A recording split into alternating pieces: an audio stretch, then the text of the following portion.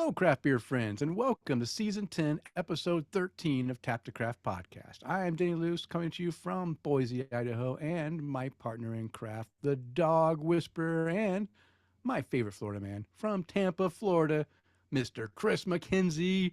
How are you doing tonight, Kris? And of course, what is in your glass? Well, as usual on a Monday, Denny, we are getting ourselves all amped up to record a show, having some beer. You know, that always makes it easier to get amped up.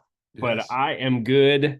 I had a reminder of myself progressing in age as I tweaked my back the other day Oh no. at work, carrying a table. And I was smart because I carried it. It was like a little one. I carried it over my head and then ran upstairs with it just to get it out of the way. And then I came back downstairs and I went, that doesn't feel right. So I've been on a heating pad and having some Tylenol and then following it up with some beer. Yes. Yes. So in my glass tonight, we're having a little bit of a Marker 48 Blue Licious Lightning. It's the only seltzer I've ever had, and it's my favorite. I mean, and you have so much more to compare it to. So, I mean, that's saying a lot. So, saying a lot. But yes, so I'm good. Great beer in my hand, and then let's hear about how's your day going and what's in your glass this evening. Well, it's Monday, so I'm tired, Yep. but I'm doing well. Looking forward to our show, and I'm drinking a Pilsner, Crux Pilz from Crux Fermentation Project out of Bend, Oregon. I really enjoy this beer. I saw a 6-pack and it was on sale. You know me and my You love sales. a good beer sale. Yeah, and so I grabbed a 6-pack and I've been enjoying it. I got one more after this. I already drank. It's my 5th one, and it's crisp, refreshing. It's a crispy boy, and it makes you burp. So if I start burping, it's because this thing's got some carbonation in it. It likes to make me burp. But it's funny you mentioned having getting old and having that back kink or back strain, heating pad, relaxing, and beer, because I also kind of tweaked my back. Gosh, when was that? I think it wasn't this weekend. It was last weekend before last, like the New Year's weekend. And I didn't even do anything. I just like woke up and it was tweaked, right? Oh. That's a real sign of old age when you can't even get out of bed without having sleep without having a bad back. And I'll tell you what, the only thing that really helps is beer. See, and Tina thought I was losing, and she was like, "No, didn't you just take Tylenol?" Miguel from No More Pores is hopping on to say hi. What's up, buddy? Hey, Miguel. But yeah, it's just yeah, I said that to Tina. She goes, "That's crazy." No, it is not crazy. And I said it does the same thing as works Tylenol. so well that the problem is that I start drinking a few and I'm like, oh, I feel so much better. And then I have to keep drinking to keep up the pain relief. And then it gets me to bed and then I'm okay. Once I'm in bed and I'm asleep, it doesn't bother me, but during the day. So it just happens. It was a long weekend, holiday. Oh, by the way, everyone, Happy New Year. Happy New Year. Oh yeah, that part too. Yeah, this is our first episode of 2024. And I welcome the new year with a kinked back, but beer helped me through it, and beer can help you through it too. Well, she gives me grief about it too because I take the Tylenol with beer. Miguel said his body's feeling old too. Is so old feeling. So, but yeah, it's she's like, you're supposed to take that with water. I was like, this is mostly water. It just, has some barley and hops and stuff. It's got some flavor in it. Like, no, you got to take it with water. And I take my Adderall with coffee. She's like, you can't do that. And I'm like, well, I do it just about every day. I'm mostly okay, I assume. So, mostly water. You might try water. Water's a little bit better. I mean, I drink plenty of water throughout the day. Yeah. Just, Anywho. All right. Well, hey, that's enough of our little. That's medical talk for the day. Yeah, little pre-show here. Let's get into the meat of the content. But before we get started with the show, we always want to let anyone new listening know what Tap to Craft Podcast is all about. We are an educational podcast focused around celebrating all things craft beer because we want to assist you, our listener, along in your craft beer journey and adventures. And you are listening to episode 247, recording on Monday, January 8th, 2024. And yes, we are live on Facebook. If you'd like to join us during one of our recording sessions, you can do that on the Monday prior to release at 8:30 Eastern time. Mm-hmm. So 8:30. Just join us, interact with us, talk. Leave us some messages, and hey, we'll answer you on the show. And it's fun to see how the donuts are made, or how the beer is made here in this podcast. Well, that's kind of what we try to do on the shows. Let you know how your beer is made. Yeah. And in this episode, we're going to learn about our favorite P breweries, the breweries that start with P. Yes, we're working our way through the alphabet, and we're at letter P now. Yeah. And we also are going to be continuing our blind beer style showdown. And one of our great listeners, Jeff Seiler, he provided us with beers, each of us, blind 2 beers of each style, wrapped up. We don't know what they are. We're going to compare them side by side. We're going to pick our favorite and try to guess which beer is which. And we're doing pale ales on this episode. So look forward to that in a little bit, as well as our great beer conversation. Well, and speaking of Jeff Seiler too. Oh, is he on? No, I don't know, but something he always asks me about when we get on the show is where's my dog? Right? Come here. So he's in here with me today. So I figure, we'll at least come on up here. We'll at least get him to say hi. Hi, Cajun. We're in here today too. So yeah, Cajun is such a good boy. You don't even know he's in there with you. He's so good. Yeah, he celebrated his 8th birthday a couple of days ago. Oh wow, I wouldn't have guessed he was over 4. Yeah, you never know either. He never really sits still. Well, he acts like he's a puppy still. Yeah, but he's behaving really well. So. Well, I mean, I would hope so, considering what we do for a living. Yeah, but you can't force him to be good all the time, can you? No, I wouldn't expect him to be. Okay. Yeah, we let him get in trouble and things like that too. But there's plenty of time. He'll even goof off in like some of our consultations, and I always make the joke and be like, "Hey, we're trying to be professional here." Yeah. But just like us, we make mistakes too. Of course. Right. We all make mistakes, and you know what? Our listeners still love us because they like to support us on Patreon. Because this episode is brought to you in part by our satisfied Patreon supporters like Mike Allen, Bill Schlemmer, Kevin and Amanda Argauer, Mike Blanchard, Tara Carlson, Jim Kutzel, Alex Fuchs, and Mark Reedy, who are our virtual producers, and Tom Byrne, Jeff Seiler, Johan Halberg, Chad Lamassa, Mark Church, and Eric Groundley, who want to buy us a virtual beer. If you enjoy the content we provide, we invite you to support the show by toasting your host or buying us a virtual beer or even becoming a virtual producer. And you can find the options on our support page by visiting patreon.com/tapsatcraft. We really do appreciate all of our Patreon supporters. And we were going to do our 10tackers.com January Mini Tacker of the Month unboxing in this episode. And at this moment right now, we're not going to do it because we're missing a box. Not missing. It's not missing. It just hasn't been delivered yet. Hasn't been delivered yet. Yeah, but slow. I've got this ongoing grudge with the Postal Service. And it's the lady who delivers our mail at work, I love her. She's awesome. Vivian, if you ever hear us, thank you for taking such good care of us. But how it all works is just dumb. I sent a box out a couple of days ago, and it went from me, it went northeast. I'm sorry. Yeah, northeast to go back west. And I mean like 2 hours northeast. So I went from Tampa, for anybody that's in the area, Tampa to Apopka, and then Apopka to St. Pete. St. Pete, Denny, is 40 minutes from me. Oh. So when Jeff Seiler said, it's always good to see Cajun's handsome face on here. Jeff is on. Hi, buddy. Look at that. All right. So, welcome, Jeff. But yeah, so I have this ongoing my brain always looks for the most, hey, what's the most logical path for something to travel? Not one direction and then back the other direction. That's just dumb. Wow. That's why we're not logistics kings. We don't know how this stuff works.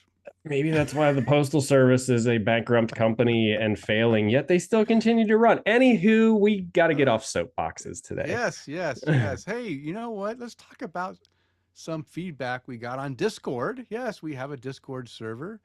And I thought I've been more active on there. This is my New Year's resolution for the show, is to be more active on Discord. It's pretty much that Discord and on Facebook, I guess, are only two social media things we're doing anything with. So I've been more active on there, And and we have TikTok. no, I don't know. I don't even know how to use TikTok. Oh, you don't? I play with that. Yeah, you can play with that We, one. we've had some, I've been having some fun with it. Okay. Well, continue to visit our TikTok because Chris has been having fun with it. But we did have a few things I wanted to highlight. One was actually two are from one listener, Will D. One is the first one I want to talk about is he posted in one of our sections that he's interested in upgrading his homebrew system to a 20-gallon electric homebrewing system. Ooh. And he's asking for feedback. So anyone out there who has a system that they've purchased about 20. He wants a 20-gallon system because he wants to be able to continue to brew 5-gallon batches and also go up to 10-gallon batches without having to worry about overflowing and all that stuff. Mm-hmm, And he has three that he was posting. He was curious about. One is the Clawhammer Supply Brew in a Bag 240 volt home electric system. Another one was Spike Brewing Spike Solo System. And a third one was Unibrow all-in-one electric brew system. So if anyone out there has information on these or has a recommendation that they enjoy or don't like or some problem, whatever, jump onto our Discord server at taptocraft.com/Discord and go find this. I think this is in. I forgot to write down what section this was in. So I'm still trying to. Trust me. Next time I'll be better. I'll write down the section. But Do better. find Bill or Will's post in there and make some comments. I'd like to get a conversation going. Also, Will, he asked if we could do a segment or two on fermentation. So he's been home brewing. He's been posting his homebrew stuff on our Discord server. He just made an Irish Red and says that he's got really good feedback serving it at a birthday party. That's one of the reasons why he wanted to upgrade his system to a little bit bigger system so he could, brew more beer. But one thing he's really curious about is fermentation. He does have one of those conical fermenters with a nice heat sleeve on there. It's pretty nice looking. And this is a topic that I had thought about a while ago. I'm talking like probably 3 years ago when I did the interview with Jim Dandy Brewing and Haley Gove, the co-owner and the chemist. She, we talked about maybe having some small segments where we get on and she can talk about the fermentation and what goes into it, and also quality control with your yeast. And she was interested in doing that. The only problem is that she's been busy raising a family, and I think the time is just not there. So I'd still love for Haley if she, if Davis is listening and can talk her into setting aside some time where I could call or go down there and chat with her and maybe record a few sessions, and then we can throw those in every so often. That'd be great. Or if anyone out there is listening is a fermentation expert and wants to be on the show, hit us up. Or if you know someone who's a fermentation expert, hit us up. We'll go ahead and check them out and have a few segments on fermentation. I feel like we should know a few. Yeah, and I know, Chris, that you mentioned that Dave Doble, one of his brewers is a pretty geeky guy and might want to talk to us about fermentation. And I think his name was Anthony. He was commenting a lot on the show when Dave was on with us from Tampa Bay Brewing Company. And I remember talking to Dave, and he goes, "Oh yeah, he'd be a great guy to have on the show." And I was like, noted. Got to remember that. But that was a freaking year and a half ago. That was a while ago. But yeah, Anthony, if you're listening, hit us up. We'll work out a plan where we can, get some fermentation information from you and have you on the show. And then one last Discord thing, I just want to make, and it's also on Untapped as well. But Matt Knight posted in our new and noteworthy section a double IPA that he has fallen head over heels over. It's the Iron Tug Brewing Sea Dweller Imperial IPA. Now, anyone that's paid attention, Matt Knight's not a big IPA fan, but lately he's found a few that he's enjoyed. And this one, he gave a 5 cap rating on Untapped. Wow. And it's a double IPA. So look at that. Everyone, it doesn't matter who you are, find the right beer and you can enjoy a style that you really don't like. So shout out to Matt Knight. Cheers to you, buddy. We have a voicemail line. We love hearing our listeners' voices on the air. If you want to call us and leave some feedback or ask us a question or just say hi, you can call 208-536-3359. If that's too many numbers for you, like it is for me, 208-53-ODDLY, and just leave us a message. Just put that in your speed dial. And as you're listening to the show and we say something dumb or we say something that piques your interest or you want to add something to what we said, just tell your phone to call Tap to Craft Podcast and leave us a voicemail. And if you'd like to comment on the show with your, man, I'm really blowing. Oh, so it's not just me then. Okay, good. This is a serious beginning of the year Monday, huh? Yeah. But if you would like to contact the show with your comments or questions, you can reach out to us through email at taptocraft@gmail.com or on Facebook at facebook.com/taptocraft. And of course, visit Taptocraft's very own podcast website at taptocraft.com. And I did mention Discord server. Go to taptocraft.com/Discord for all our links. You can find our Linktree site at taptocraft.com/Linktree. Okay, Kris, let's continue the conversation because now it is time to untap the craft and see what our listeners are drinking according to Untapped. Well, I'll also, I am ready. I'll also say hi to my friend Andrea, who just hopped on and said hello. So we are going to start with Mike Allen drinking an all caps by Halfway Crux beer at his favorite of all favorite check-in places, the Taco Mac. Yes. No notes, but a 4 cap rating to go along with it. And then this one, just for, I guess, the notes, he's also checking into Out on a Limb 802 barrel aged by Woodchuck Cidery. Oh, Woodchuck. Haven't heard from them in a long time. Yeah, huh? I had them. I actually mentioned them, I think, early in the show, like 10 years ago. I think I mentioned Woodchuck. Gave it a 2.5 cap rating. Almost no flavor at all, he says. So, this one is kind of interesting to see. Emily Allen is checking into a Rocket Factory by Urban South Brewery. Those guys are out of Louisiana. And she gave this 3 caps, but it brings up a topic, Denny, that, well, it might make you cringe a little bit. She said, it's wildly bitter. Brett IPAs are new for me. I'm not a big fan of Brett IPAs. No. So it's okay. Don't feel bad not liking that one. And initially when I read this quickly, I thought it said Brute IPAs. Brute's not good either. I figured either way you are going to like it. I love Brett beers. I just don't like them in IPAs. And I don't like any Brute IPA, so it's okay. Yeah. Mike Allen's checking into a handful of things today. The Mortal Bloom by Founders Brewing Company, 4.25 caps. The Okra by Parish Brewing Company. He said there's a strange herbal note that doesn't work well with the hop blend. Sage, maybe? Not a fan of it. The 2.5 caps. Mike, it might actually be okra. It's from freaking Louisiana, man. It could actually be okra in there. So check into the label a little bit and we'll see what's on there. But also checking into the Bourbon County brand Bramble Rye Stout from 2018. This one, on the other hand, we got a 4 3/4 cap rating from him.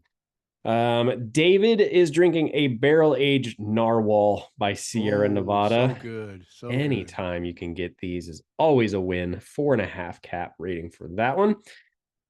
Matt Knight is drinking a Rye-toberfest by Griffin Claw Brewing Company. He gave it a 4.25 cap rating. He said malty rye beer. Hell yeah! good. You and I got tagged into this one as well as a couple other people, and we got tagged on this next one too from Jeff Seiler. Oh. This one's a well, he called it delicious old school IPA from Central New York. Flower Power by Ithaca Beer Company. Piney, floral, and mildly sweet. Well done. 4.25 cap rating. Denny, have you ever had Flower Power from Ithaca? I have not had Flower Power as far as I know. I have had an Ithaca or two beers, probably close to 15 or more years ago. Okay. So you don't remember it though from 15 years ago? I don't remember because I spent some time in New York for work, a few, like 3 different trips I've been over there. So I have had some different beers that were available in New York. But again, this was probably back in 2004 and 2000, between 2004 and 2008. So it's been a long time. So that's 20 years, I guess, 20 to 15 years. Hey, time flies when you're drinking beer, huh? It does. And back then there wasn't a lot of, there weren't a lot of, actually, maybe the Ithaca one might not have been that far back. That might have been when I was back there around 2012. So that might not be as either way, it's a long time ago, but that's definitely one of the ones from Ithaca Beer Company that they do a lot of. Next on the list, and we are continuing his check-in streak, Chad Lamassa, because we did read one from the last episode. He didn't get left out. He's drinking a Dark as Your Soul by Muckraker Beer Maker. That's just fun to say. Muckraker Beer Maker. He said, strong beer, nice roastiness. I'm getting some chocolate, very little booziness for a 13%er. Way too easy to drink. 4.25 caps to go along with this one. And his background is a G.I. Joe Cobra Commander puzzle he's putting together right now. Nice. So maybe did you get that for Christmas, Chad? Or because if you did, that's a pretty cool present. Yeah, we do puzzles here as well. Yeah, looks like he's just about finishing that one too. Florida Steve is drinking a Still IPA by Sterling Street Brewery. Checking into the Untapped at Home location. Haven't been seeing that one as much as for check-ins anymore, but I maxed it out. You maxed it out? Would you get 99 badges and level 99? And I got 100 badges. Well, I get 100 badges every time I check into something. I don't know. I don't know. I feel like it. It's not worth as much as it was when they raised the badges levels to like 100, and you just get, like I said, I have like what, 5,600 badges. It's like doesn't mean anything. I have more badges than I have beer check-ins. Okay, we're on the badge thing. Okay, did you lose some badges too? No, I don't care about the badges to be honest with you. But I am sad to see that they haven't had like the Thanksgiving badge, or did they have the Thanksgiving? They I don't know. Christmas badges, or they didn't have any New Year badges, or I don't know. They kind of skipped that whole thing, and I think they changed it up. Instead of having those, they went and had they did that year in beer thing where you check into a one of the beer styles that they listed under year in beer, and then you could go back into year in beer and see more information. And I don't know, that wasn't as cool as I like to have my annual Christmas, beer miss.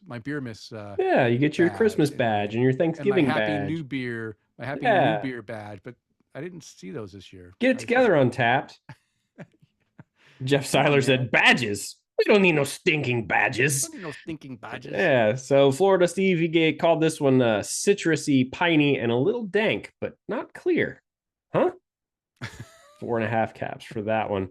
Going up to the top of my list before I hit refresh, Bill Schlemmer is drinking The Way in Total Daylight by Hop Butcher for the World. creamy, lush, tropical flavor. I love the words he uses. He's quite the orator when it comes to the words.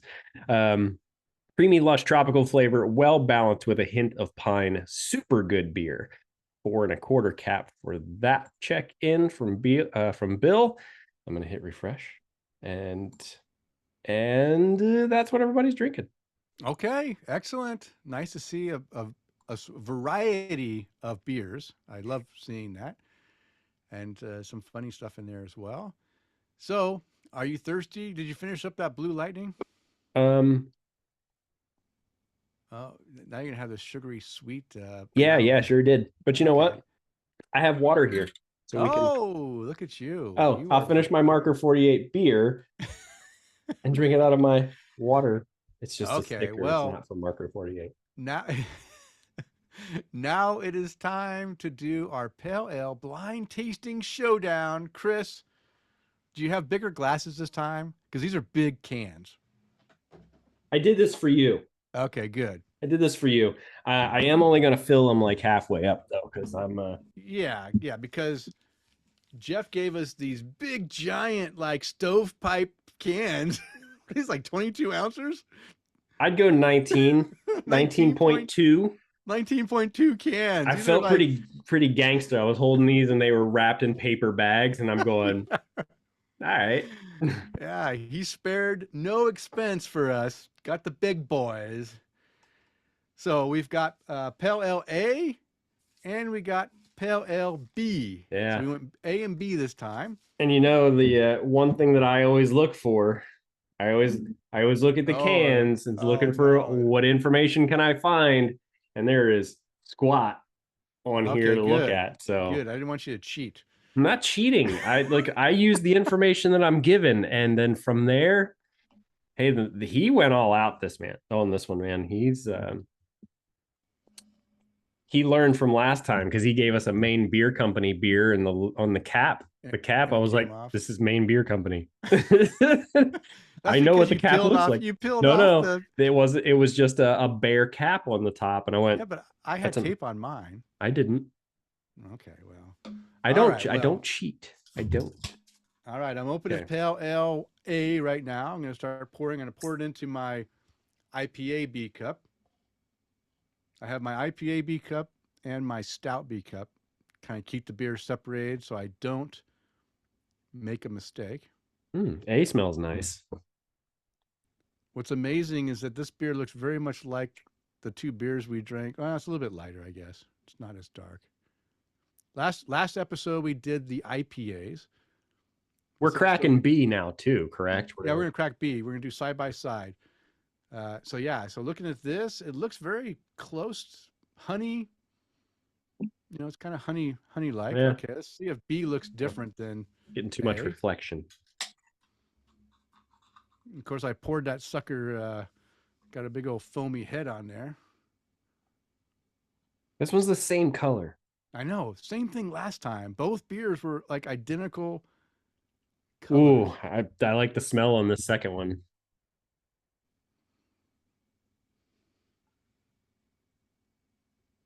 Oh, it smells really fruity. Yeah. I do like that smell too. It smells like a Pez candy. Okay. So B in my Stout B cup, slightly darker than A. Yeah. So yeah. B and A. Just an ever slight. This one's a slight bit darker than this one. Both have substantial heads. Mm-hmm. I may have poured the A beer a little heavier. It's got a 3-finger head. You did. You went hard on that one. I went hard on that one. I went softer on B, but you know what? This one grew quite a head as well. This one's B, and I didn't even pour B hard. Yeah, I didn't pour B hard either. It grew that head. It likes. It's a grower, head. Not a shower. It's a grower. It does smell so good, though. Both heads are about identical in coloring. They're off-white. They both have a combination of coarse and dense. The dense bubbles are towards the middle of the beer of the head, like the center. And the outside edges are more coarse, as you can see in this one. You can see the coarse bubble. So it's a combination. They both are very effervescent. They're both giving off a lot of bubbles just coming out of the bottom of these glasses, which is great. Oh, and I Jeff love Seiler, seeing this is for you too. I don't know if you can see it, but all right, this one's in my Dave Matthews glass, so that makes it better. Okay, I'm still. This head's not going anywhere. It's not going. No, Going away. it's pretty persistent. So the heads do smell different. Like I said, bee head. I'm getting a like a Pez candy aroma off of it, which is intriguing because I like that I like Pez. It's like a It's it's just it's just to me it's mango. mango Yes, mango. Eric, it was smell-o-vision. I was smart this time, guys. I only poured these glasses half full. It makes me optimist. It makes me an optimist, so that I can swirl the hell out of them and get plenty of good smells out of them too. The last couple of episodes, I was like, oh, we're gonna pour these beers, and I filled them all the way up to the top. Okay. Well, I'm having trouble. This one doesn't smell as fruity as B. A is a little more subdued, but I can't pull out. What do you put? What can you pull out some aromas out of A? Out of A is a little tough. B, I get like heavy mango. Heavy mango. A, I'm still trying to.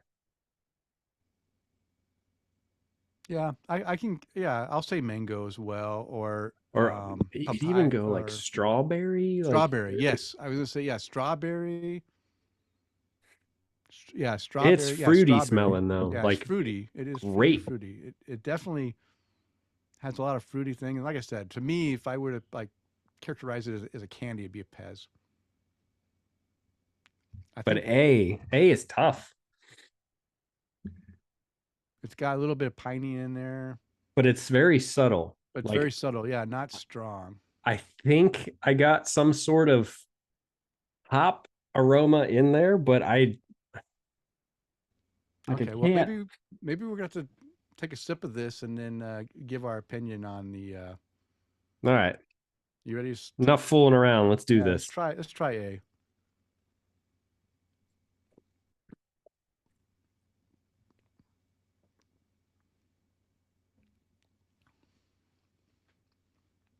Okay, so it's got some citrus fruit, not sweet like we've had Mm-mm. those oils before. This is more Like uh, rind. rind citrus, subdued, Yeah. not as bright and like popping out of your mouth. Very drinkable. That's one of the things I like about pale ales is that it's like that. It's almost an IPA, but it's not as kicky in the palate.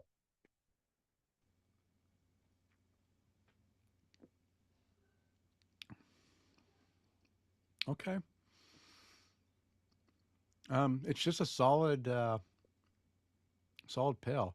I am getting a little bit of sweet, it's hoppy, or it's got the bitterness, not overly bitter. I get some of that rind, but I also get some kind of sweetness in the back of my uh, throat as well. Like not sweet, like I'm drinking a sweet thing, but I just get like there is some Like a little sense of bit of sweetness. sugary maltiness in the back. Yeah, So, maybe use some malt. so you Yeah, know what I some run malt. into when Jeff sends us these beers, as I always I know he lives near Asheville. So I automatically try to go, okay, what breweries are near him? Who makes a pale ale? In a big And can. yeah, and then the size of the can, I'm going, The big. okay, who makes a This 19 can's as ounce big as my can? head. Who makes a 19-ounce can? And I Yeah. look at, and oddly enough, I look at 19-ounce cans and I'm like, you buy those at gas stations. um, and immediately after I tried this one, and I don't know if it is, but I immediately thought of this just being Sierra Nevada's pale ale. I was thinking that too, except it seems like this isn't but it's not as hoppy. bold or Right. it's hoppy and is out there. It's more subdued. So it might be something. I was thinking that too, but I always, I mean, maybe I just turned like hardened, and all this hoppy stuff is You can say mellow it, to me Denny. now. You're a badass now. I'm a Like, badass beer yeah. drinker. Yeah.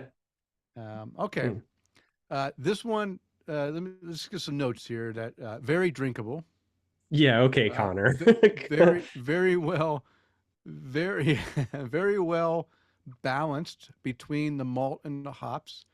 But like Kris mentioned, and I mentioned, I get some sweetness in the back of my throat from the malt, most likely, that you do get some of that maltiness as well as the hops balancing out the two really well. Um, Not too heavy. It's got, like I said, it still has some bubbles. The bubbles slowed down, but the bubbles are still coming up out of the bottom of this glass. And my head, even though I've been drinking it, it's still sticking around pretty good. So it's got some good. It's made really well. So Jeff said, remember, last time was Cigar City and Deschutes. So What is that supposed to so mean? here's how I read that. You know what? I just need to like block Jeff temporarily so you can't comment and like change my decisions on stuff. I take that as, hey, these are pretty common beers that you see all the time. Yeah, that's what he's. Yeah, that's what he said. That these And were the something and beers that are common. and something tells me because of the comment that I made of it being Sierra Nevada's pale ale that I might be right. You might be right. You might be right. I've always thought that Sierra Nevada Pale was a a drinkable beer. The problem is I always thought it was more bitter. When Mm. I don't Well, drink it all the time. I do drink it. yeah, I thought about that too, but then I thought to myself, well, I remember when I thought Sam Adams Boston Lager was like, whoa, just this crazy off the top Okay, hoppy thing. let's go ahead and try our look. My B beer is it's still B for me, it's it's still heady. still good. Okay, All here we right, go. let's go.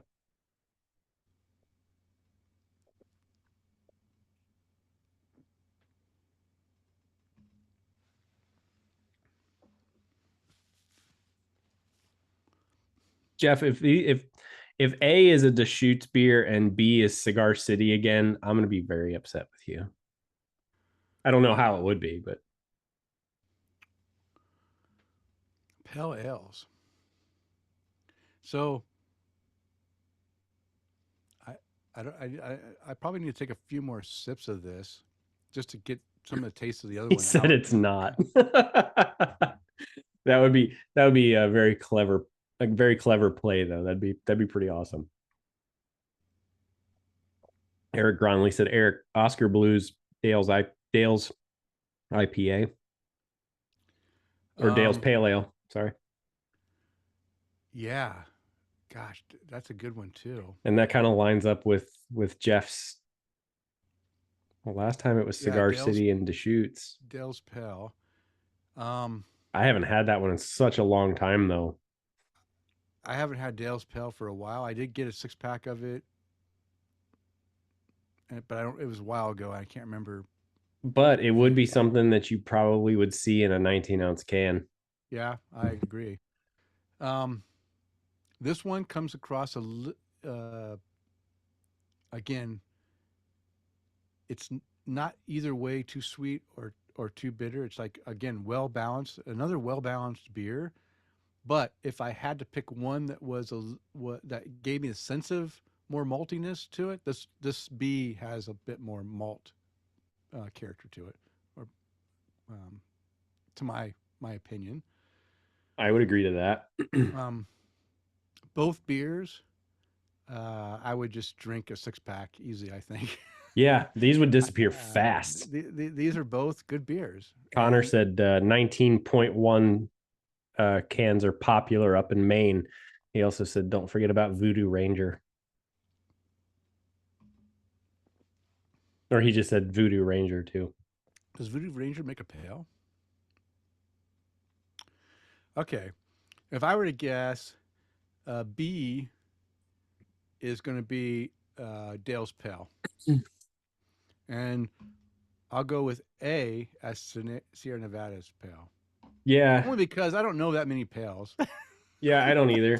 that are I popular enough to have these big giant cans. I don't Um, have a guess for B other than Dale's. I A, think I'd be sticking with Sierra Nevada. I think this B beer reminds me of what I if reminds me of what I had when I had the pale in the Dales. I believe it was a little bit more maltier, and even though this one A is not as hoppy as I remember Sierra Nevada, and again, I don't drink Sierra Nevada all the time. I do get 6 packs or 12 packs of them every so often. I think I took a 12 pack to camping this summer, but I And don't really Jet, focus when I'm camping. I just drink. I yeah, don't I really just drink focus too. on. I don't go, oh well, this one, unless I take like a barrel age something out in the woods to take Yeah. pictures If of it it's or something something. special, but Yeah, most of the beers I buy and drink camping, camping they're just beer. ones I want to enjoy. They're camping beer. Jeff, you had mentioned in these beers. Actually, I have your letter right here.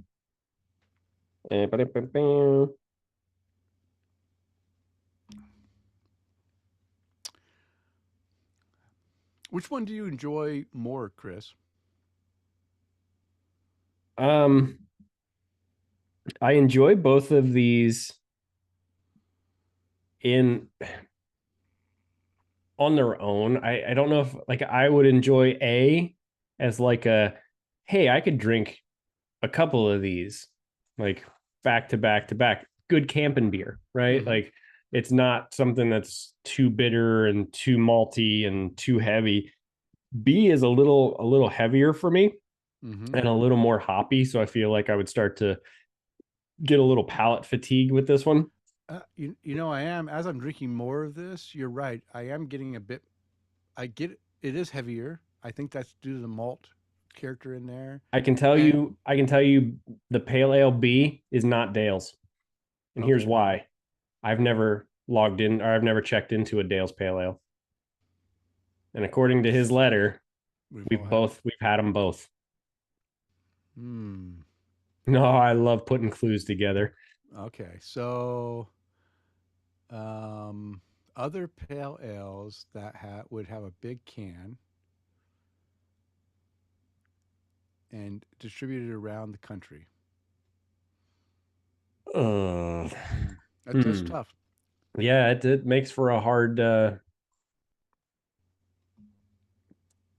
decision. Okay, I like both these beers, by the way. I would drink both of these anytime. Oh, Jeff, I'm not perfect though. But You're giving me clues here, Jeff. I love this. I'm gonna go with my choice as being B, beer B.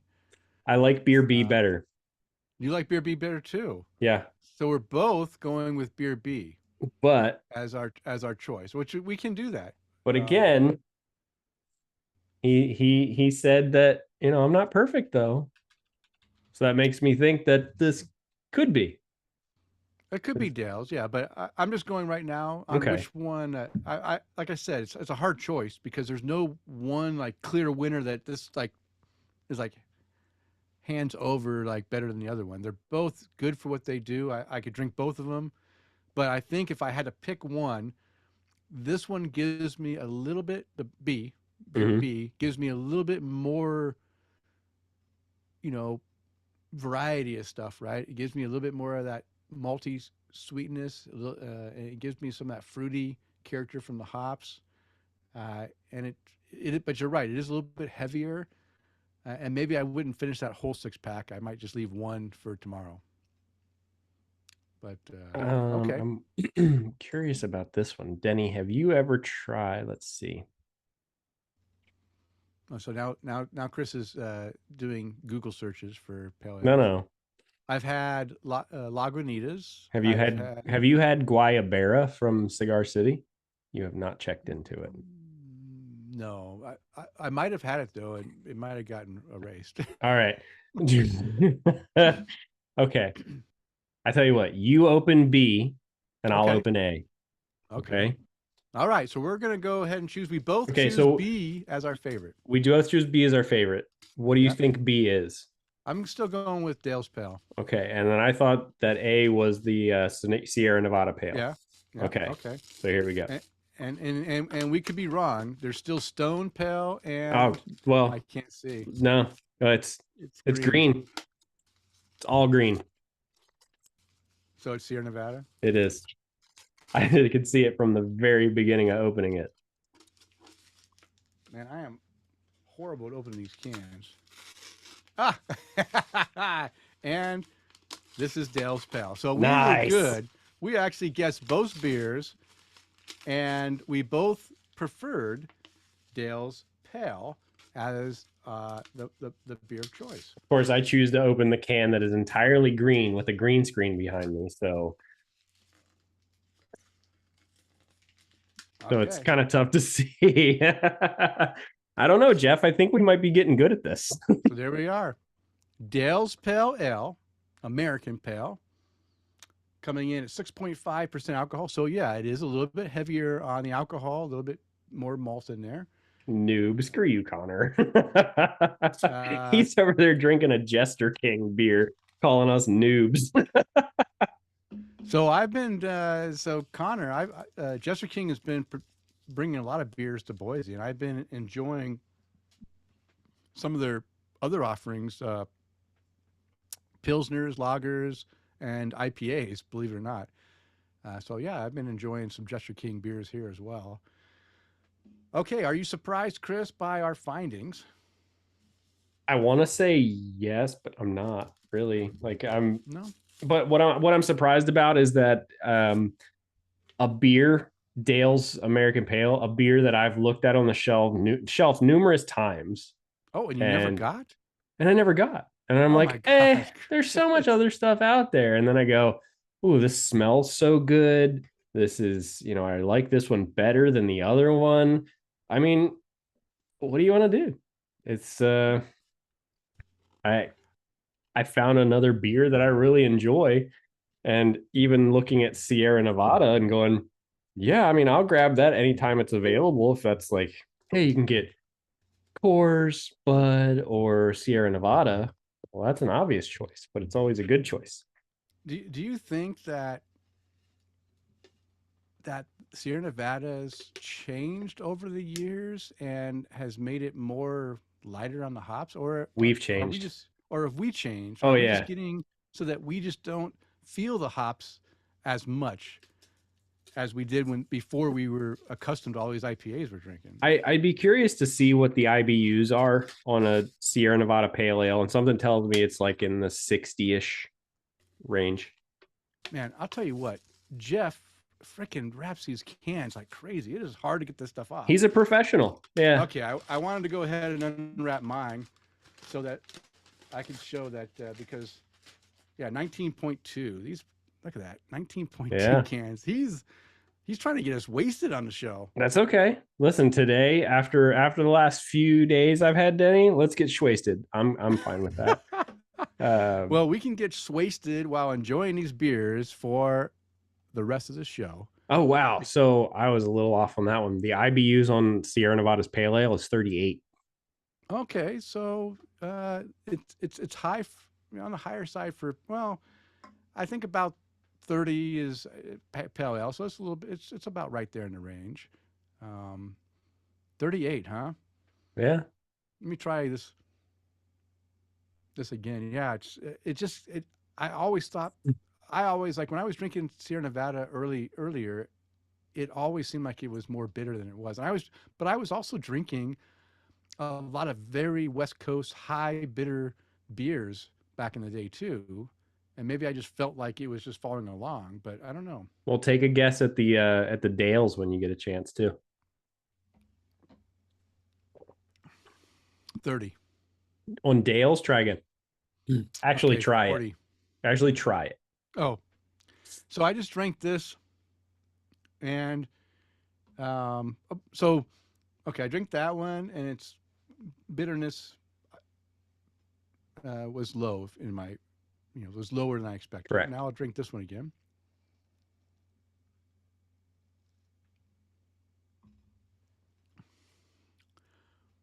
I, but I still get that fruity flavor right up Hmm. front, which I like. I really like that. Like you said, strawberry, mango Pez to me, like Yeah. Pez like. Yeah. And I think of Pez as being like mostly a strawberry, tropical strawberry-ish fruit mix. Um, but what is the IBUs on So Pez? Eric Gronley guessed 53, buddy. You are not way too far off. It is 65. 65? But you know what?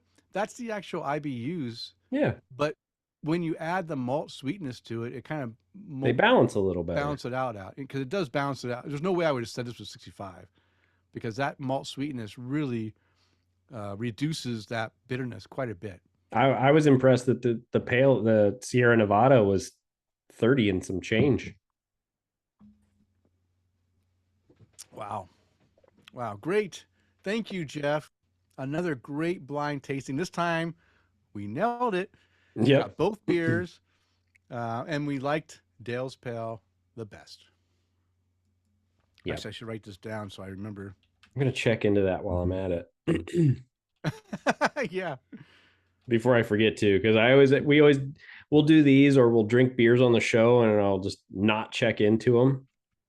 I don't know if I've checked into those Church Street beers yet. Probably not. Probably not. Speaking of which, we need to did you drink that Imperial Stout yet? No, I've been Me waiting either. for you. Yeah. Yeah. So if next episode falls through and it's just you and me, we'll do that tasting as well as our Deal. because we have two more tastings from Jeff we can do too. But you know what? I was in kind of in the Jacksonville area after Christmas visiting Tina's family and got myself a couple of beers from them. Oh, nice. It was just the brown ale, but like yeah. Yeah. So. Oh, good. Okay, well, guess what time it is? It is time for the Brew Buzz. The Brew Buzz is devoted to discussing various beer-related topics, and this week we are going to learn about our favorite breweries, beginning with the letter P, as in Paul. Paul's one of your brother's names, right? That is my brother's name. Yep. Yeah. See, I got a good memory. There you go. P for Paul. Mm-hmm. McKenzie. Mm-hmm.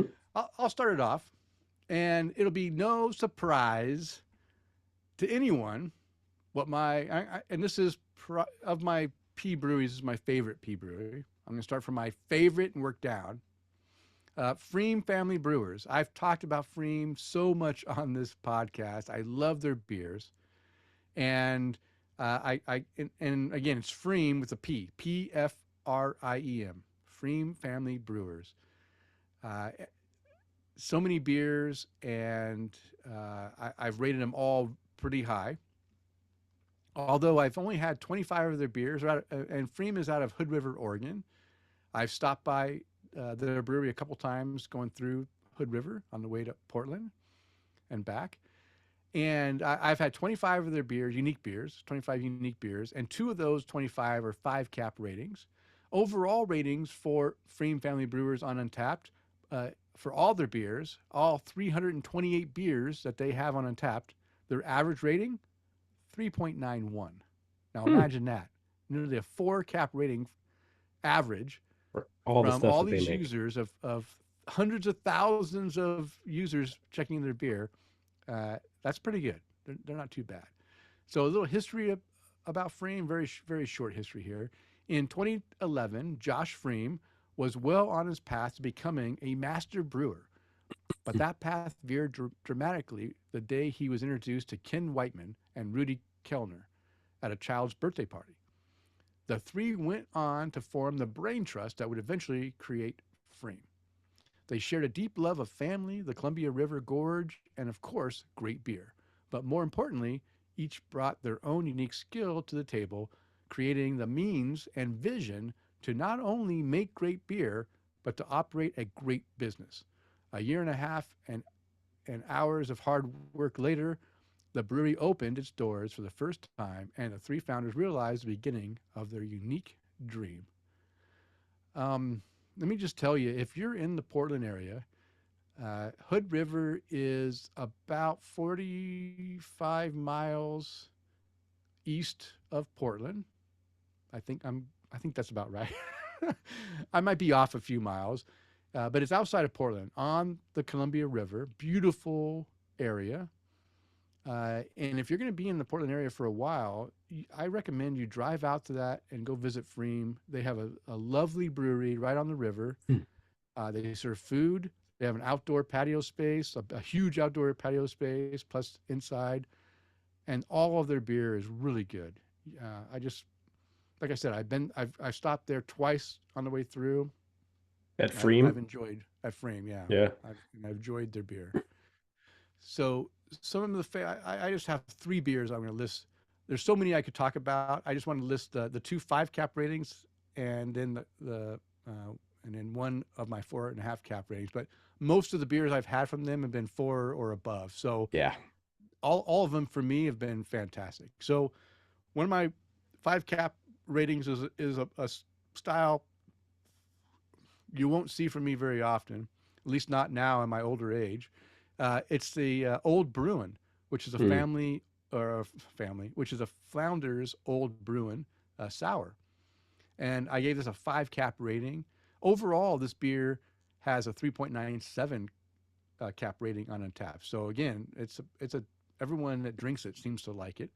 It's 8.7% ABV, and it's 10 IBUs.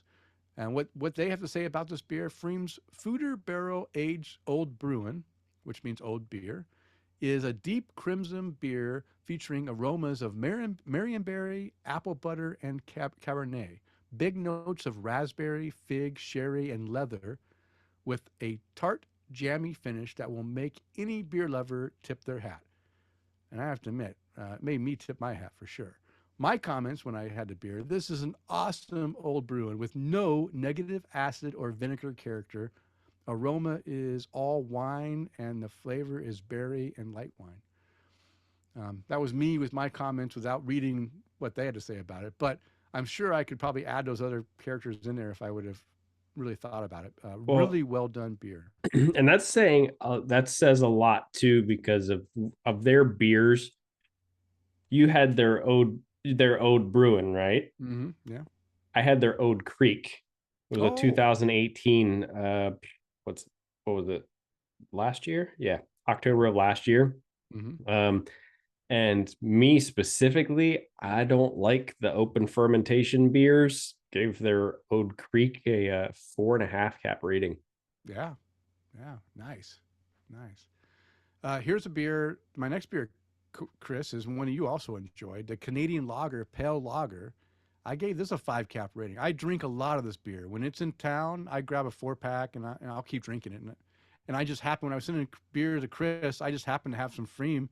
And I said, you know what, Kris likes pFriem. I'm going to throw some of these in because I really like this beer. 5 cap rating. Overall, again, this is a pale lager. Not a lot of people, people want hops and they want things that are like special. But overall, 3.81 for a lager. That's pretty good. 5% ABV, 10 IBUs again. What they have to say about this beer: inspired by our friends to the north, this Canadian lager sparkles like glacial snowmelt, pouring almost translucent, which I agree, it's very clear. Snappy and light aromas of ripening grain fields, orange flower blossom, and fresh pastry. It's off the crushability charts. Pairs with heaping bowls of Putin and oodles of sunshine. And my comments were: crisp, refreshing, very pleasant bread dough malt flavor and aroma. There's a little fruitiness in the finish as well that brings it all together. Very clear beer. Again, what they said with their almost translucent.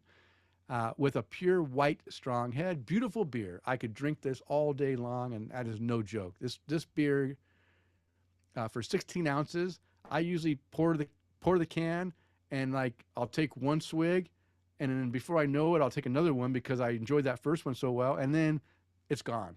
I mean, literally, I can drink this in 4 gulps, and it's gone, and go pour another one. It's that good. You also enjoyed this beer, right, Kris? The Kolsch or the Canadian Lager. Canadian Lager, yeah. The Canadian Lager, I know at least got a 4 cap 4.5 cap from me. Simple. I had some pretty simple notes. pFriem nails it again. There you go. All right. Well, as Kris hinted, my last beer, and I chose this because I could chose any other beers, but their Kolsch, again, another style that is just really good. I gave this a 4.5 cap rating. Overall, it has a 3.91, 4.8% ABV, 17 IBUs. pFriem says the Kolsch style ale is our nod to the rich history and heritage of the style, brewed here in Oregon, not in Cologne, Germany. This light ale tantalizes with notes of ripening pear, flowers, and biscuits, and a drying, alluring finish. Have one. The future is here. And my comments were very smooth and refreshing Kolsch. Light cereal malt with a very pleasant, light citrus, fruity hop essence, and in the finish. And of course, I had some more comments here. After 10 hours of driving with many delays due to road construction, it is a needed relief. So yeah, nothing's worse than trying to get home from a trip and get stuck in road construction. Beer helps with that. Yeah. Right. Well, I mean, pFriem is one of those breweries that, I mean, anytime I can get a hold of their stuff, I grab everything that I can from them. Yeah. And I've had all of 7 beers from them, but they were 4 caps and above. Yeah. I mean, anything from, a barrel-aged brown to their Oktoberfest to a barrel-aged barley wine, which got a 5 cap rating, a rum barrel-aged porter that got a 5 cap rating. The Creek, I mean, it was on tap at Corey's Fine Wine and Spirits the last time I was in Las Vegas. They had just their regular lager. I think I had 2 of them. They were freaking fantastic. So, but yeah, even out of the 7 beers that I've had from them, I'd go get everything that I can get my hands on. All right. And I might see if I make a stop out there this coming fall. I might just go by myself.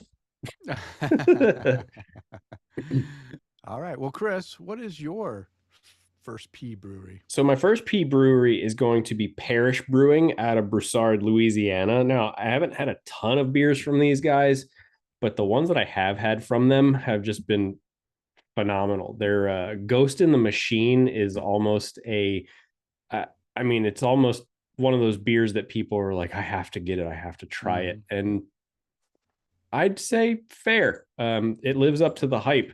And especially any of the variations of Ghost in the Machine that I've had, they live up to the hype. And I'd like to get some more from them, but I gave that initially a 4 cap rating for them. But the variations I've had from it are just they're really good. But the 3 beers that I've had from them, I know Ghost in the Machine was one of them, but their strawberry sour, which I just checked into, but Dr. Juice was another beer. Dr. Juice. And I think I checked into this one. Bolt's Brewfest. Yeah, they were at a beer event, so it was just like, we got to try this one, got to try that one, got to try this one, got to try that one. So, but I've really enjoyed anything that I can get from them, and their kind of story was off of their website. It said that they're located in the heart of Cajun country, so that doesn't hurt considering Cajuns laying over there. In Broussard, Louisiana, their simple goal is to make awesome craft brewed beer. And their story begins around 2003 when our founder Andrew moved from Louisiana to Pittsburgh and discovered a thriving craft beer scene. Returning home a few years later, he recognized a lack of breweries in Louisiana. I would agree with him on that. And I'd still say they don't have a ton in Louisiana. And they set out to create a part of what is now a thriving craft brewing industry. So that tells me that I need to make another trip to Louisiana to go on a craft beer run. I kind of skipped through their website, and me, Denny, throwing this together last minute. That's just kind of what I do. They said their family, they have 30 bright, hardworking employees who come to work every day, driven to make beers that get people excited and that our community is proud to call their own. Our team is made up of mostly of people who have never worked in other breweries before, and we're proud of that.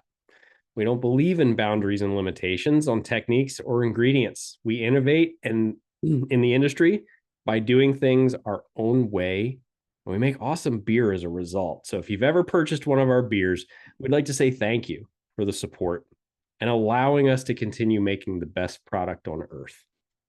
Well, that's Nice. pretty touching. Yeah. And again, excited to try out some of the other beers that they have. Yeah. Yeah. I think I've had one or two parish beers, and I think it's been good too. Yeah. I mean, good If choice. not, go out there and give them another whirl. So, what about the That's right. next P brewery for you, Denny? All right, the next one hits a little closer to home, like right here in Boise, Idaho. Yeah, imagine that. Payette Brewing. Now, why Payette Brewing? Because it's Sure, delicious. I may have. Well, I will say that there's some beers of theirs that I drink a lot of because I just enjoy them. But also because I've had 102 beers from this brewery in the last 10 years, 12 years. So I guess that's probably a good I've reason had why I 7. 7. Wow, that's It's okay. not bad. Of those, but now here's the thing: of those 102 beers I've had, only one 5 cap rating. Okay.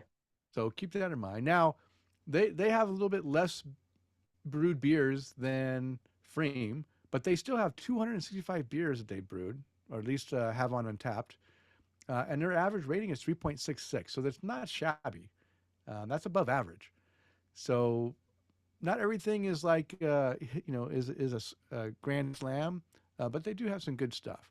So here's what a little bit of history behind Payette Brewing. Mike Francis left corporate life as an industrial engineer at Boeing Company in Seattle to engineer some industry of his own. After receiving an associate's degree in brewing technology from Chicago's Siebel Institute of Technology, followed by a stint at Schooner Exact Brewing in Seattle, Mike headed to his home turf in Boise in 2010 to establish Payette Brewing Company. Payette opened in 2011 and is proud to celebrate 12 years of beer in 2023. Now, when they opened in 2011, uh, in my opinion, they were the best beer in Boise. They opened in a small little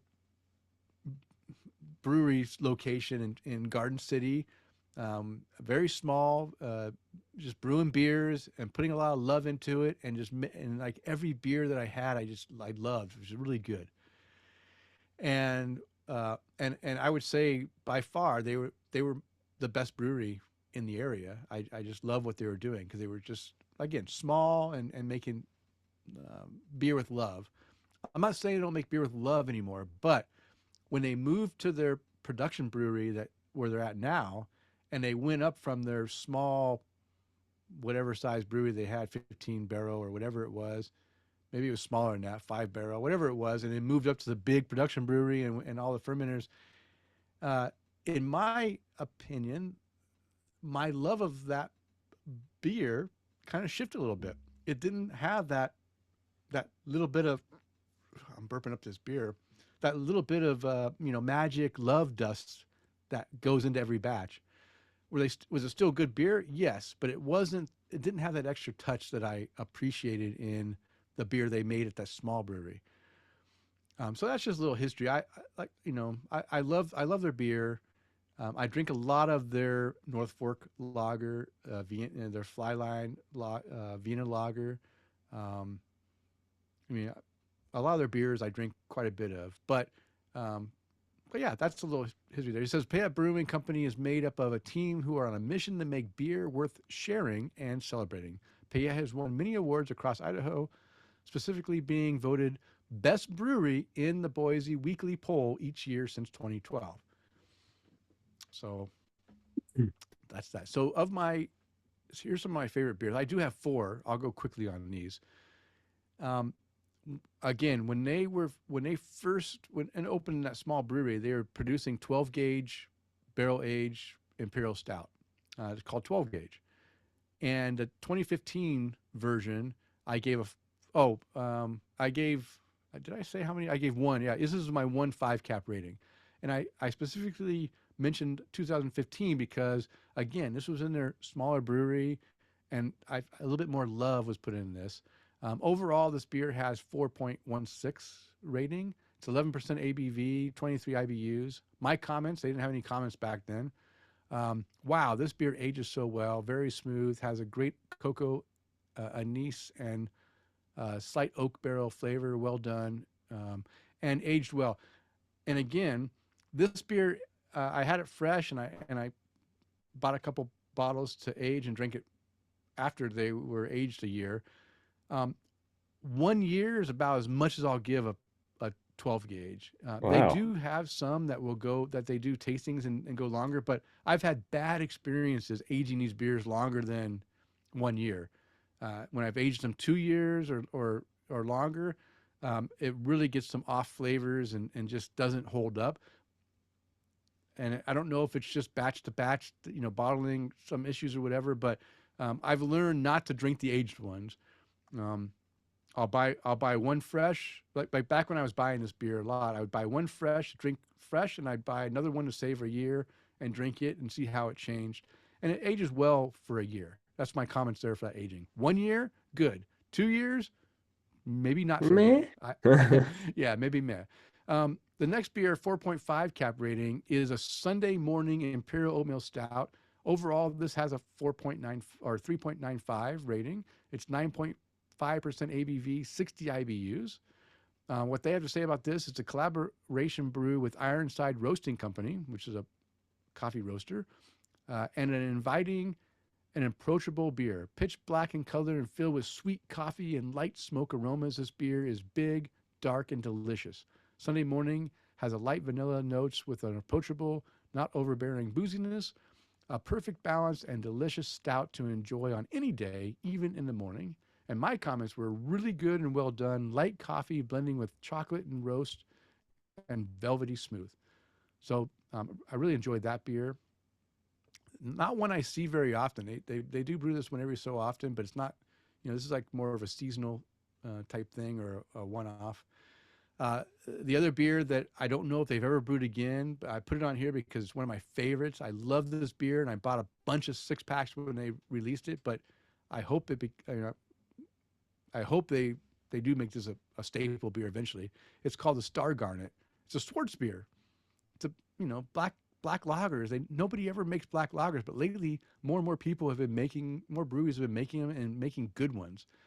I gave this a 4.5 cap rating. Overall, it's 3.77, 5.4% ABV, 25 IBUs. My comments are, I am really enjoying this black lager. Great flavors, refreshing and not sweet.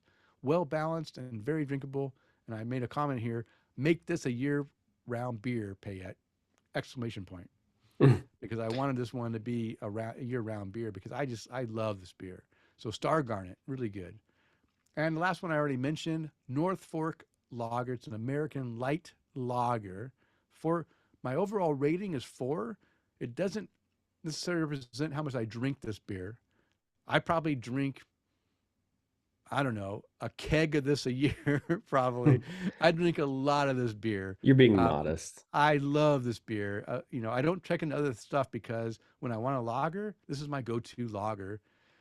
Overall, 3.39 rating on Untapped, 4.4% ABV, 19 IBUs. It's a light lager with a laid-back personality and a clear, clean, and crisp, sustainable beer for anyone on or off the river adventure. That was Payette's comments.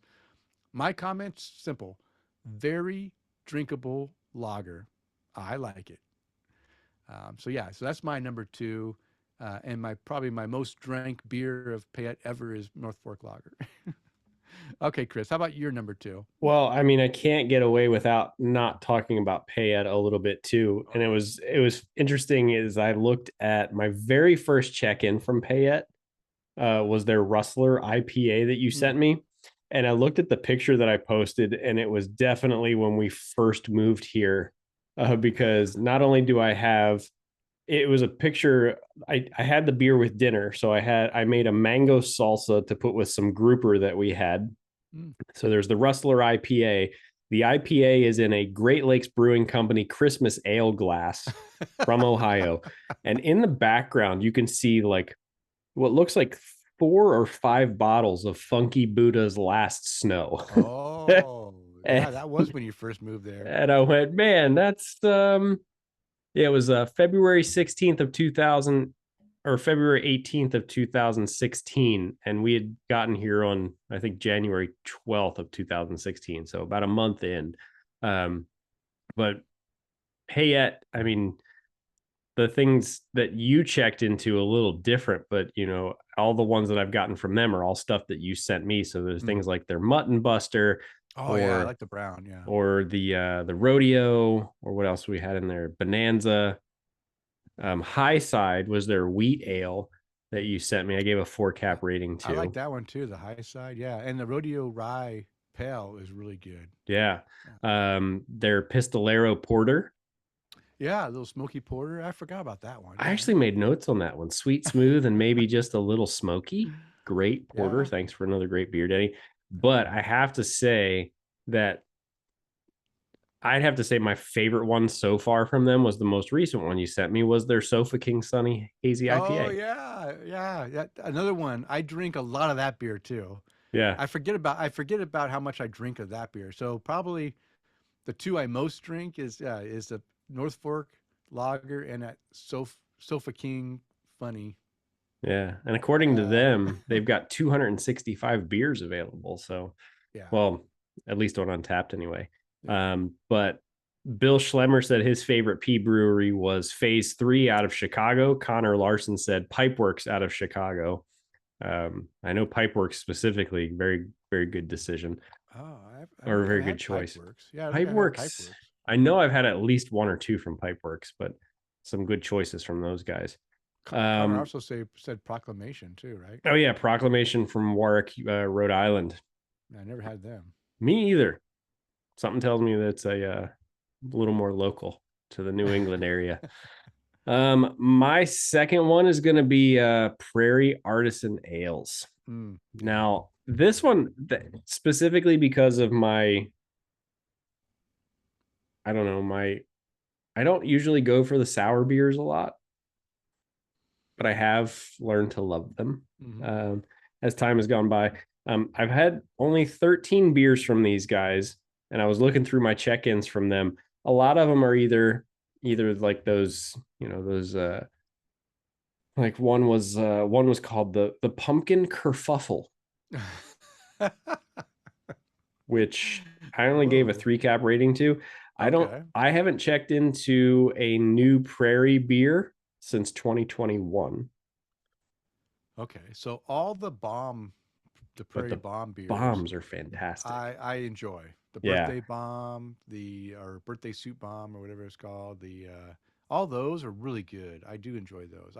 And some of the sour ones I've enjoyed, but some of the regular beers that aren't, the big stouts or the sours have been a miss for me. So it's kind of like a love-hate relationship with Prairie.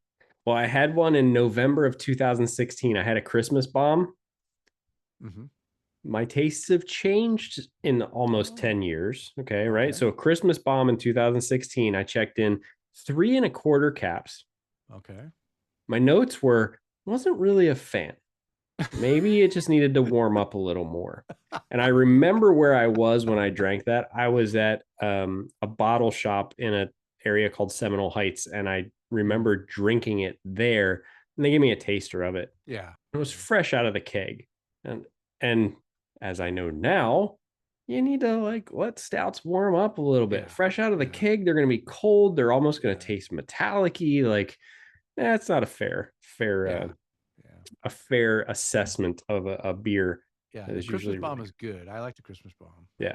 Now, I haven't had Christmas bomb in a while, but the last one that I checked into in 2020 was I gave it a 4 1/4 cap, and I took a picture of the bottle. I love their artwork, by the way. But I took a picture of the bottle next to a giant pine cone, and Chad Lamassa commented, must be tough to drink out of a pine cone. Yeah. But Prairie, I've been enjoying a lot of their a lot of their stuff, and I like their tagline. We like to make cool beer. And if you check out their About Us section in their website, they said, we've been brewing beer in Oklahoma since before it was a state. And I went, what? Listen, this is just what I took off of their website. Okay. So this says our first beers were brewed in the bathtub of Italian immigrants for the coal mining clientele of a Southeast Oklahoma restaurant. Yum, right? No. Back then, it was illegal to sell or even possess beer in our state, but we did it anyway because we were super badass. Chalk beer, short for Choctaw beer, was the colloquial name for those homebrewed beers that we were originally serving illegally from Pete's Place, the Italian restaurant that's still cranking out fresh pasta and lamb fries in Krebs, Oklahoma today. Wow. That sounds delicious. Might be because I have had a few beers. But fast Yeah. forward, we like to make cool beer. Our focus is on delighting our customers with cool beers that people are excited to drink with wildly creative artwork. I'll agree to that. That demands your attention. We're especially known for our big old imperial stouts and our innovative sour ales, but no style is off limits for our menagerie of talented brewers. Our beers are exciting, new, contemporary, and, well, we think super cool. But they're also backed by nearly 100 years of brewing experience. We've come a long way since illegal bathtub beers, but the passion and innovation is still there. And it was really cool to check into those beers and then and cough up a pubic hair. no, well, everybody loves licking the bottom of a bathtub. But having, Buck Buchanan over at Core 4 go, hey, man, you got to love that Okie beer, right? The Oklahoma beer. And make it and see that, hey, look, an area in the country is growing in the craft beer scene. Yeah. But I was also reminded here a few minutes ago that, some craft breweries are closing. True. But anyway, anything else we need to touch on that one? But yeah, 13 beers from them, sours, imperial stouts. I think that is the only things I've had from them. Okay. Yeah. Imperial stouts. What is ape snake? Like I said, a farmhouse. Okay. Farmhouse. I can't remember if I had a farmhouse one from them. I had some IPAs and some lagers and stuff that weren't that great. I didn't give them any rating on the two farmhouses that I tried, but hey, I tried them to say that I did, and all the rest of them. You've never been a fan of farmhouse ales. So. You know who's but you know which one that I really like? John's. Oh, Trek. At Trek. And yeah, same with Tara. She's not a fan of them either, and she liked that one. That one from Trek. That's a pretty good one. All right. Any other ones on your list, sir? Yeah, I have one more brewery I want to talk about. I love this one. This is Pelican Brewing out of Pacific City, Oregon. I've had 25 unique beers from them, 1.5 cap rating. Overall, they have 3.76 rating with 325 beers on tap. So that's not bad. Pelican Brewing Company was born at the beach in Pacific City in 1996. Here, in front of a rundown old building at the water's edge, stood three enthusiastic young folks whose thirst for great beer overshadowed their understanding of what it would take to build a brewery. Don't they all? They did it anyway. And now, 20 years later, older and wiser, Pelican Brewing Company is a craft beer industry leader with fans throughout the Northwest and around the world. Today, we've taken our breweries and our values to other Oregon coastal towns where we wake up each day in a place that reminds us that amazing is possible. Cheers, fellow fanatics. This is as good as it gets. So yeah, Pelican Brewing, I was shocked to hear that they opened in 96. I didn't know that. Wow. I thought they came around in the mid 2000s, 4 or something like that. but 96, that was, 8 years before I thought they opened. Uh, but but they do make good beer. I first heard of Pelican Brewing from a coworker who went to the Oregon coast for a vacation and visited some breweries and came back saying, Denny, I've just found the best brewery ever. You Mhm. have to drink Pelican Brewing. And so I had to go drink Pelican Brewing because it's the best ever. Will I say it's the best ever? No, but I will say they make some damn good beer. And here are some of my favorites from them. My 5 cap rating beer is Stormwatcher's Winterfest. It's an English barley wine. Imagine that. Me enjoying an English barley wine, English five barley one, cap not English. American. Yeah, not American, English.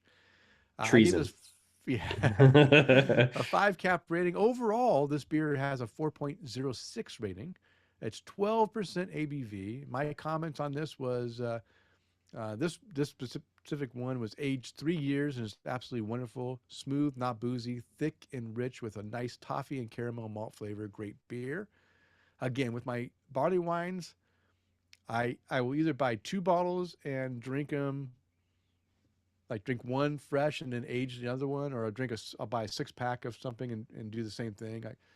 Or that's what I usually do because for me, it's hard to get a barley wine good when it's released fresh. They're drinkable, they're just not great. This one aged 3 years, perfect. Really good 5 cap rating. The next one, guess what? Another barley wine, English barley wine, Mother of All Storms. I've probably had 5 or 6 Mother of All Storms, which is amazing because these beers aren't cheap. No. Uh, they're like, $25 a bottle or something like that. They might be more now. I don't know. They're not cheap, but I love this beer. Worth it. I gave this one, I don't remember what year it was, 4.5 cap rating. Overall, 4.37 on a tap. So mine's right in line with everyone else, and it's a really high rating. 14% ABV, 14%, 40 IBUs. Here's their comments. There are many storms out there, all of them perfect in their own way, but there is only one mother of all storms out there. Do you know which year that was? I don't remember which one. I tried to put the years in when I had it, but I didn't put the years in this. So I was fortunate enough to have one as well, but it was from Ah, 2021. And, the namesake went oh, so well right before we had a hurricane come through. yeah, that's right. That's right. I forgot you drank that during that time. No, this was probably before that for sure. Yeah. Um, uh, and it only happens on the Oregon coast. Based on Stormwatcher's Winterfest, our English style barley wine, Mother of All Storms, spends a year aging in Kentucky bourbon barrels. Now at its peak, Mother of All Storms delivers deep flavors of toasted malt, bourbon, and oak. The finish rewards with whispers of vanilla, toffee, and caramel. We suggest you hunker down. This beer is best enjoyed with winds in excess of 60 miles per hour. My comments: bring in a new year with a big beer. This beer is always good, lots of complex flavors, layered and rich, aged 2 years and still slightly boozy, but I had no problem drinking all 22 ounces of this 14% beer myself and enjoying every sip. Well, I at least followed their directions for it and enjoyed it with the excess winds of 60 miles per hour. That's right. You did. You Yeah, did. that was a fun trip. We were out of power for 4 or 5 days. Great Yeah. times. Yeah. That was just last year. Yeah. Or year Yeah. before last. Yeah. And then my last beer is a beer I love. This beer. It's called Bad Santa, Black IPA. Imagine that, me loving a black IPA along with my Mm-hmm. English barley wines. 4.5 rating for me overall. 4.37 out in the wild. 7.5% ABV, 65 IBUs. This was the 2021 vintage. I've had this beer many times over the years. I just picked this one because it was the latest one. Um, it says, you'd better watch out. You better not cry. You better not pout. Here's telling you why. Bad Santa has arrived. Brewed for a limited time each holiday season, this mysterious dark nectar is filled with complex flavors and, and aromas. Toasted malt and roast character blend seamlessly with the alluring herbal hop aroma that comes from copious amounts of fugo hops. Fugo hops. whatever you want Watch to your say. mouth, Denny. We're not a censor. We're not an explicit show. Uh, Bad Santa doesn't care if you've been naughty or nice as long as this beer is on your list. And my comments is I've transitioned to getting wasted. This is this year. I had this beer this year actually, with Oregon beers. This with the Ducks tanking the Pac-12 Conference Championship game. One of my favorite CDAs. Great toasty malts with a nutty flavor and herbal hop aroma. So yeah. Whenever my Oregon Ducks are playing poorly, I drink big beers from Oregon. I mean, that's fair. That Yeah. seems like a smart decision. We had a couple other folks chime in. Jeff Seiler said his favorite P breweries were Parish. All Okay. right. Pint House in Austin, Texas, and Oh. Pizza Port Yeah. in California. That was one of my extra ones on the end of the list. Let's see. Pelican Brewing. I've had 3 beers from them. Okay.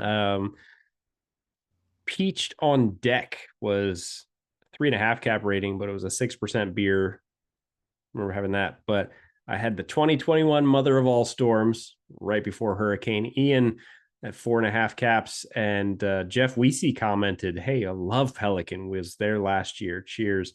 But also their 2021 Father of All Tsunamis. Oh yeah, I've had that one too. Which was the I don't remember that was their imperial stout, super roasty stout. Spirit is subtle and not too overpowering. The beer is making family game time more enjoyable. 4 cap Uh, rating for that one too. So I, I might have another bottle in my beer fridge. I've had that beer. I've had the Father of Tsunamis a few times as well. Another good one. Another good one. but hey, on the Oregon coast or here in Florida, man, that's definitely good places to get storms. So Yeah. I think most of the Pelican beers of the 25, they're probably also rated 4 cap and above. They don't make bad beer. I can't remember a single bad Pelican beer I've ever had. Even, I mean, they have some lighter ones. They have a cream ale. Uh, they have a lot of different style beers, but I tend to gravitate towards those barley wines and those stouts that I really enjoy. well, they're pretty damn good. Yeah, black So IPAs. Okay, Kris. Uh, I guess we're done with the brew buzz. Let us know all our listeners out there. Let us know your favorite P breweries. We did get a few from the people following us online during the show, but go to our Discord server and let us know what your favorite P breweries are. We'd love to speaking know. of speaking of pee, Yeah. I'm gonna take a bathroom break. Oh, Kris has to take a bathroom break. Look at him, Yeah. old man. Oh man, yeah, hurt my back. I'm gonna like hobble out of here real quick. So Okay. take a quick bathroom All break. right, Kris, take a bathroom break. I'll keep the show going. Okay. All right. So let's see. This is going to be off the air show or comments here. Uh, bad back. There was something I was going to say when Kris. Yeah, I can't remember now. I just noticed I'm going to give away a secret. Kris, I thought he already told us about his pFriem Family Brewers Canadian Lager check-in, but he didn't. It's something that's new and noteworthy. So act surprised when he tells us that. Um, oh, I'll tell you one thing. Over New Year's or Christmas, actually it was Christmas break, I uh, I I started to see ice like I have 2 beer fridges, like small beer fridges, and I started to see ice building up on the freezer door of my lower beer fridge, and I was ignoring it. I was like, oh, okay, my wife, left the door open. It grew some ice. Oh, no big deal. It's probably just got a little bit of ice there. And then I started seeing it grow bigger and bigger where I was having trouble opening and closing the door. So right around Christmas time, I said, you know what? I'm going to go ahead and it's a perfect time. I'll empty out my beer fridge and I'll try to find room for all these beers I have in here. And then I'll go ahead and I'll just chip off this ice and get rid of this. So I started chipping it away and I thought it would just chip off. And then I realized the entire ice box of this fridge was solid ice. And I realized that the air from the moisture in in the house was seeping into the bottom corner of the fridge, going up and building a big ice chunk inside the freezer of my beer fridge, keeping the door from shutting. And it was just getting worse and worse. So I emptied the fridge, turned it off. It took 3 days to de-thaw the freezer portion of my beer fridge so I could use it again. Shocked. That ice was so. When This when was was this this? Christmas. This Oh, Christmas time. I had to. You have to listen to the post show to see the comments, Kris. This is my. This is all secret content for our oh, listeners that oh. are. So you're not going to share this in the recording when I go up and go to the bathroom? You gotta watch. You gotta watch the post show later I'll on. put it in the post. I'll put it in the blooper section for I people love the that want blooper to stick section. around. That's my But yeah, favorite so part. I was shocked. It took 3 days to thaw out and the ice was putting off so much cooling that even it was my beer fridges are in the laundry room. Even with the dryer and the washer and closed off in this room, with the door wide open, the power turned off, that freezer took 3 days to thaw out, so I could then put it back together and then put my beer in and get it going again. So, yeah, a little side note that little interesting fun facts about Denny and his beer fridge problems. Okay, Kris, you ready? I am. Finish the Yeah. show out? All right. Yeah. Well, now it is time for our new and noteworthy beers. And Kris, I see you have a beer. I do. I didn't finish typing them though. Oh, yeah. Oh, let me, you know what? Let me Well, go no, first actually, then, you know 'cause- what? I am done. It is only the one done because sorry, these. Remember, I told you we Oh, were I just gonna go ahead and thought finish these you, beers too. I was all excited you're going to have more than Hmm. one beer. No, just the one. And we kind of already talked about it a little I too. know. I'm afraid I might have given away the secret. Nah, they weren't paying attention. They Okay. weren't. But it was from pFriem Family Brewers, and Oh. it came all the way from the frozen tundra of Boise, Idaho, Mm-hmm. by way of Bend. Is Freeman Bend? No, they're in the river. The Hood River. For us, I mean, it's all the same state. At least I got the state right. Yeah, you got the state right. Okay. State right. They're Canadian lager. Denny, I've probably never had a Canadian lager that has been so easy drinking, but so good all at the same time. Yeah. Give it a 4.5 cap rating. And it was one of those beers that was just simple and just wonderful to the style. And I really enjoyed it. And thank you for sending it to me, because you're welcome. I can't really get pFriem on the literal opposite side of the country. I was just lucky that I just happened to have one left, because I drink these pretty quick when I go and find them and grab a 4-pack. They come in 4-packs of 16-ounce cans. They usually go pretty quick. I'll drink one and I want another one right after I drink the first one, so they go down pretty easy. Yeah, I mean, even it took pictures of the can in the Christmas tree. Nice. Isn't that good? So that's my one and only. Like I was telling you earlier, there's been the past couple of weeks where I got home and I'm just like, I don't even want beer. It's okay. I don't know. So you don't have to drink all. I've gone a few days without beer as well. I mean, there's other stuff to drink, but that's okay. But beer is my favorite. But yeah. Well, what about you? I mean, you got some good ones in there. So let's hear about your new and noteworthy beers. I do. I have a few beers because we had that long break between the time we recorded and the time that we're recording now. I had a few beers, and I could have put a bunch more on here, but I decided to stick with these 4, or 1, 2, 3, 4. Yeah, okay. I'm trouble counting now. It's been that kind of day, and we're counting. So my first one is believe it or not, my daughter loves me, and she decided to go ahead and bring me down some Jim Dandy beers when she came for Christmas. About time. As a great Christmas gift. So the beer from Jim Dandy that was new and noteworthy is called the Cuddle Fuzz. It's a New England IPA. I gave it a 4.25 cap rating. I said big piney hop up front, followed by some melony notes and an ever so slight coconut that comes around in the late lingering notes. not the typical hazy IPA, and I am okay with that. Christmas, or wow, I must have had a few here. I should have said Merry Christmas to everyone. That's where I am right now. Yeah, 4.25 cap rating, really good New England IPA. I love having IPA, New England hazy IPAs that aren't the same old thing that tastes like everything else. I like these ones that have different flavors. So cheers to that. Next is a brewery that was one of John's favorite when he was in Seattle, and one I enjoy, and one we get here in Boise now is Black Raven Brewing. I've talked about Black Raven before. Trying to find it. This is their Perplexor Hazy Pale Ale, not an IPA, just a pale ale. And I said bright, sweet, citrus, fruity aroma. The flavor has that same citrus character plus a subtle honey flavor behind it. Really tasty hazy pale, easy drinker with flavor and lighter feeling. 4.25 cap rating. So that was very enjoyable.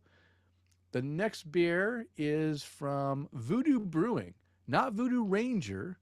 Guess what? There is a brewery out of Pennsylvania called Voodoo Brewing. They're also franchising, by the way. We're getting one literally about half a mile that way. Okay. So they franchised here. Yeah. And we went to the franchise. And it's the first time I've had any of Voodoo beers. And I had a few beers, but my favorite one that I had was the Voodoo Brewing Big Black Voodoo Daddy. That's a good one. I like that one. It's the Russian Imperial Stout. And I said, great Russian Imperial Stout with notes of dark chocolate and coffee. Has a touch of sweetness to balance out the bitterness. Really enjoyable beer. 4.25 cap rating. What's funny is I had the big black Voodoo Daddy, and then I had the Voodoo Love Child that was made after having the big black Voodoo Daddy. You see how that works? The Love you Child. See that? Yeah. Had love. We had the Love Child. The Love Child. Okay, and then the last beer I'm going to talk really quick about, if I can find it here, is Bombastic Brewing's Santa Caws Imperial Stout. 4 cap rating. Huge orange. This is a chocolate orange, like one of those chocolate covered oranges type Christmas things. Yeah. It has chocolate and orange in the flavor. That's what this whole thing's about. Huge orange oil aroma. Flavor has the orange up front with chocolate layered in. Overall, smooth, creamy body. I like that it is not overly sweet. A nice beer to enjoy Christmas Eve with a 4 cap rating. So I thought that was pretty cool that I got to drink a Christmas style stout on Christmas Eve. So imagine that. All right, Kris, guess what time it is? We did it. We did it. We've actually lingered this show on longer than I thought. But I think our listeners are tired and want to go to bed. But before we let them go to bed, it's our time to raise a glass to someone like to raise a glass to. So who would you like to raise a glass to tonight? Well, I want to raise a glass to Jeff Seiler for sending us this awesome beer that, well, now I know that I really like Dale's Pale Ale. True. Yeah. Cheers, Jeff. And that's the rest of it. Yeah. Thank you very much. And Denny, who would you like to raise a glass to? Well, I'm going to raise a glass to our Patreon toast of the night, Mr. Chad Lamassa. In my notes, it seemed like it'd been a while since I toasted you. So I want to make it. I mean, we mention you all the time, but I hadn't actually toasted you to the Patreon. So thank you, Chad, for your support. We appreciate it very much. And also, being a former serviceman, I want to raise my glass, thank all those who have served and who are currently serving in the U.S. military services, protecting our freedoms. I hope all those deployed are able to return home safely to their families very soon. And Kris, why don't you go ahead and raise a glass to our sponsor? All right. So I want to raise a glass to the folks over at Tin Tackers, the provider of sweet metal beer signs that will make your walls happy. Tin Tackers has a vast selection of embossed aluminum beer signs, perfect for your garage, home bar, or man cave. They have the biggest selection with the best prices. They also have a mini tacker of the month club. Hey, could you chew on that a little quieter, please? Mini Tacker of the Month Club, a club just for craft beer lovers who collect tin tackers. I just put my last one up on the wall from Dogfish Head today. A surprise in your mailbox every month. And you can visit their website at tintackers.com. If you use the promo code TAPTHECRAFT at checkout, you'll save 10% on your entire order, and it'll let them know we sent you. That's right. Go to tintackers.com, buy some great tin tackers, and use the code TAPTHECRAFT at checkout. And, they will send you out some emails as well. If you hop on their email list, they're sending out like VIP stuff. Yeah. Get some discounts in their emails too. Yeah, discounts are good. But hey, make sure you use our discount code because ours is the best. We can use ours to get the discounts and then find more discounts with our discount code so you can get discounts on your discounts. And everybody loves discounts on your discounts, right? You know it. I should drink more beer. Yeah. All right. Well, you can find the beers mentioned on the show in our show notes located on the show post at tapthecraft.com. And it is last call. It is time to bring this show to a close. We want to thank you for downloading and listening. Ask you to please tell a friend and, of course, subscribe on your favorite podcast app. And as a reminder, we release a new show every 2 weeks. Now, go out there and spread the good word of craft beer. Cheers. Cheers.